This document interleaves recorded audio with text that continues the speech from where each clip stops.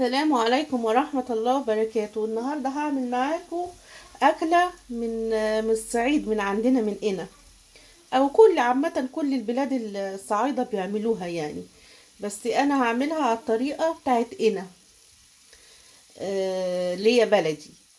آه، دلوقتي هنجيب لحمة وتوم وطماطم وبامية. هي البامية اسمها اللي هي البامية ايه، الويكا. المهم هنقطعها طرنشات كده صغيرة اهي. هنقطعها كده بالشكل ده كده اهو. طبعا انت ممكن تشتريها فريش، ممكن تشتريها كده اهوت اللي هي بتبقى في المثلجة اللي هي في التلاجات. ها، لكن هي في الاساس بيجيبوها وبعد كده بيخيطوها بخيط كده لغاية ايه لما تحطوها في الشمس او الهواء تنشف. هي دي الاصلي طبعا. وبدل قلنا بامية ويكا يبقى لازم نجيب الايه، الفراكة بتاعتها. الفراكة ما ينفعش تتضرب بالمضرب، ما ينفعش. في ناس بياكلوها كده، لكن لا، انا هوريكم دلوقتي. الفراكة دي انا جايباها، دخت عليها هنا في فرنسا، بس بالصدفة لقيتها في المجازة في المحل يعني.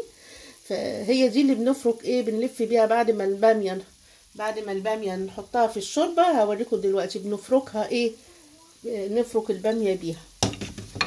اول حاجة نجيب حلة سخنة زي كده، مية، نحط فيها مية تغلي.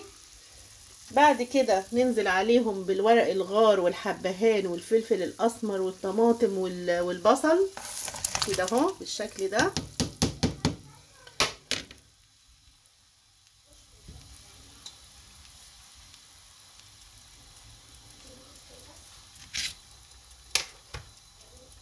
طبعا مش هنحط ملح، عشان ايه؟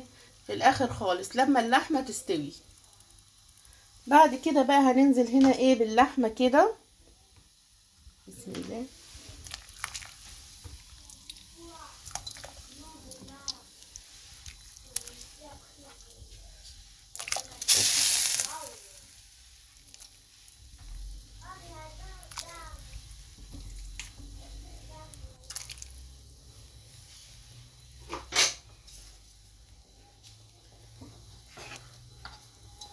بالشكل ده هنسيبها بقى ايه، هحط معاها مكعب سكر واحد بس علشان تستوي بسرعة.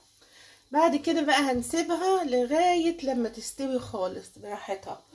بعد كده هروح افصص بقى الثوم، هفصص الثوم اللي هو بتاع الويكا، وهقول لكم بقية الطريقة على الطريقة السعودية الاصلي. ورجعت لكم تاني، وبعدين بقى ايه، هشيل الريم ده كله كده اللي هو بيطلع ده.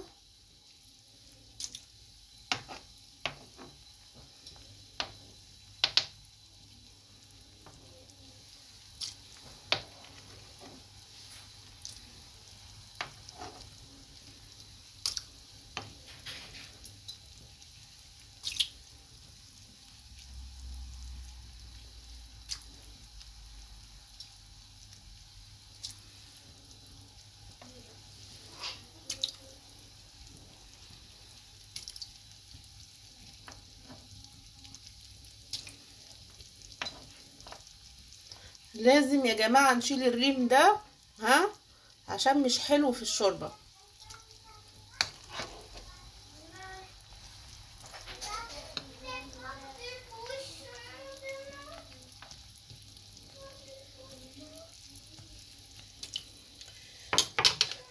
بعد كده بقى هحط فص الثوم ده، ها، سنة عن الرسول عليه افضل الصلاة والسلام. بس هنسيبها بقى ايه تستوي براحتها.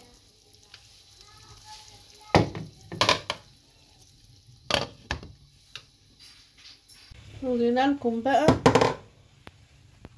هنجيب حلة بقى زي كده وايه، وهناخد الشوربة. طبعا مش هاخد كتير يعني.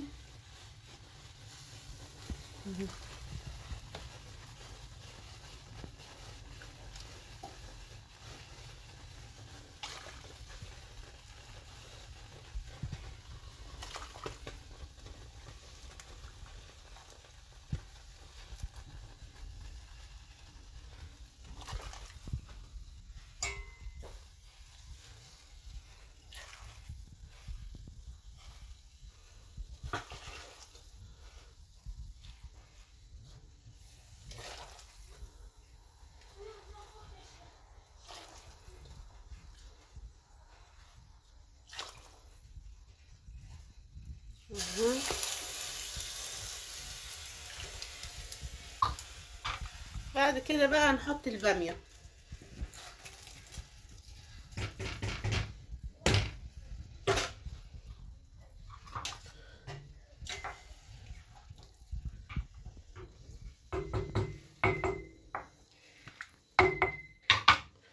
ونحط معاها شوية توم، معلقة توم صغيرة.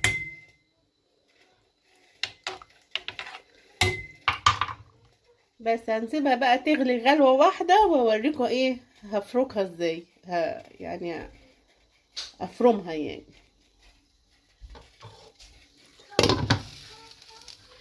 والرز اهو اتعمل اهو.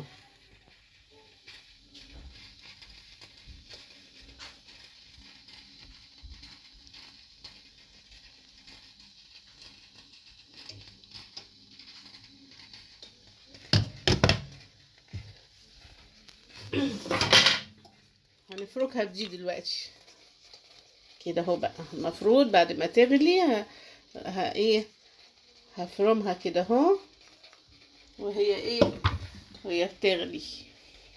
بس فاصل وراجعه لكم. رجعتلكم تاني واهي بعد ما عملتها اهي.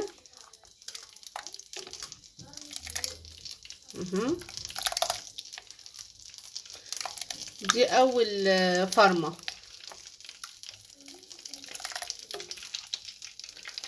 لسه بقى بعد ما احط لها التقليه هفرمها تاني، هعملها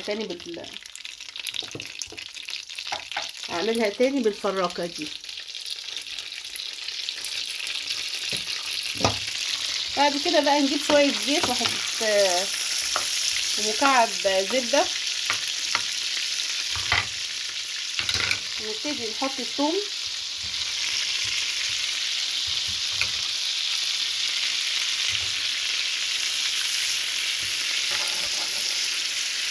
لغايه لما يتحمر.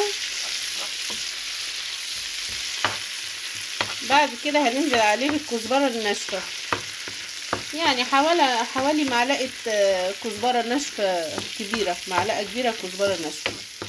بس بعد ما الثوم يتحمر، مش يتحرق، يتحمر.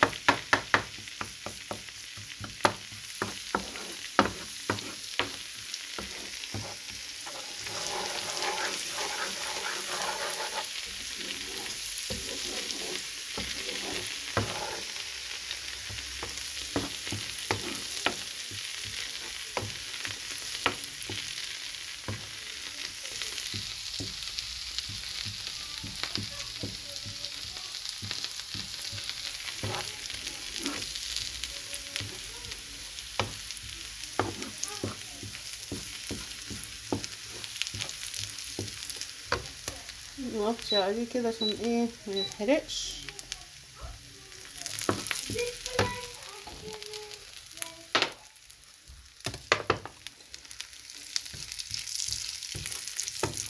بعد كده ننزل عليه بالكزبره الناشفه.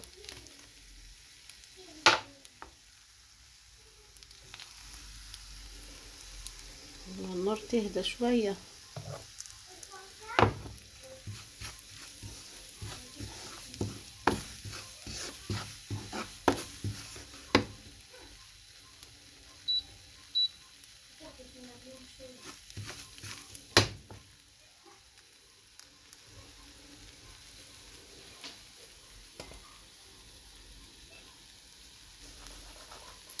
النار كانت عاليه.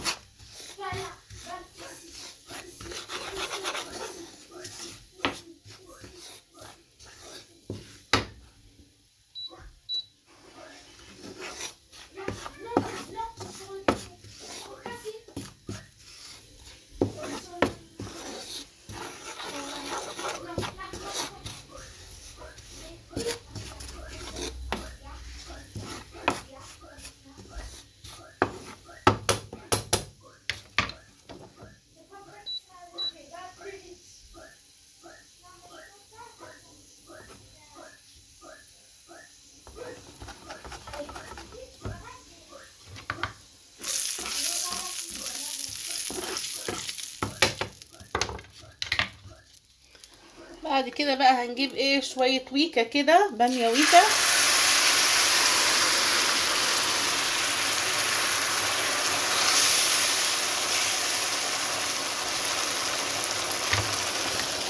نروح حاطينها كده اهو.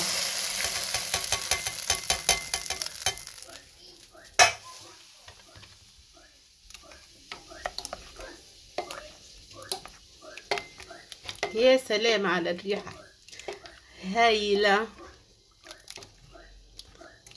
مسكرة كده.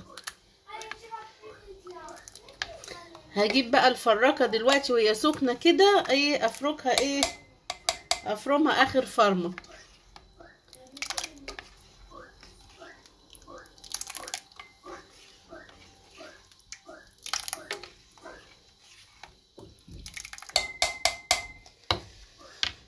فاصل وراجع لكم. اما بقى للناس اللي هما ما عندهمش المفرقة الخشبية دي، ممكن يكون عندك ده الجهاز ده برضو ينفع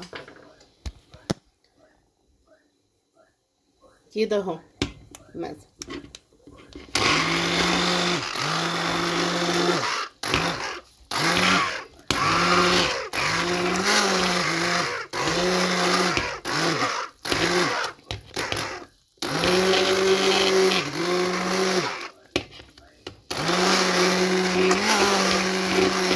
واسرع برضو.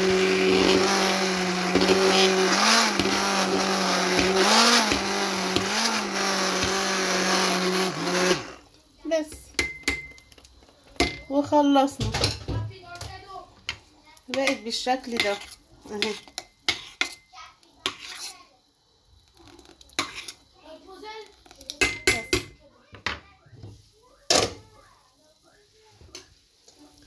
اللحمة استوت اهي.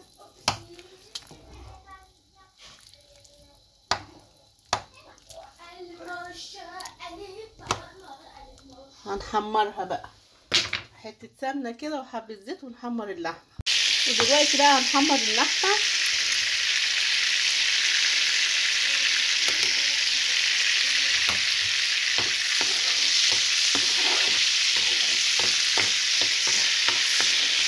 حطينا زبدة مع زيت،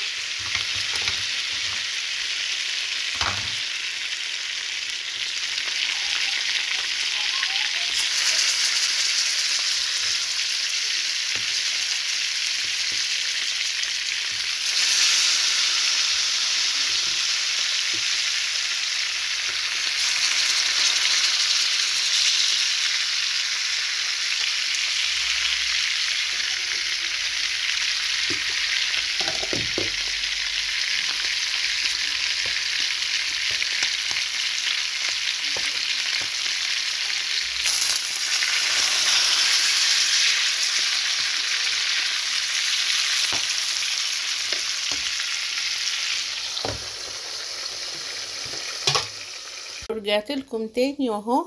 حمرت اللحمة والشوربة والويكا والرز.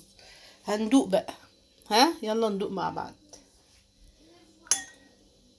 الشوربة يا سلام، من والله ما حطيت فيها ليمون وروعة. تاني الويكا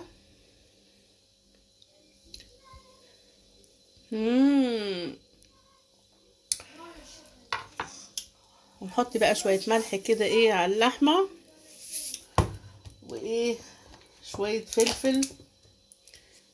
فلفل اسمر.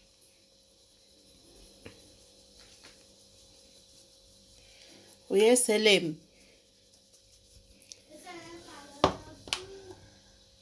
انا بقى احط حتة اللحمة دي المحمرة دي في الويكا كده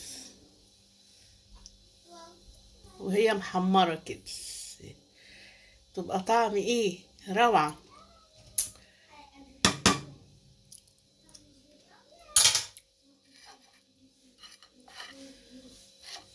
اهو خلاص.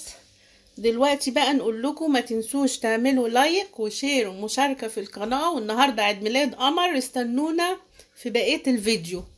هنزل لكم ده دلوقتي، وعيد ميلاد قمر بالليل النهارده. دلوقتي نقول لكم باي باي. السلام عليكم. ما تنسوش تحطوا لنا لايك.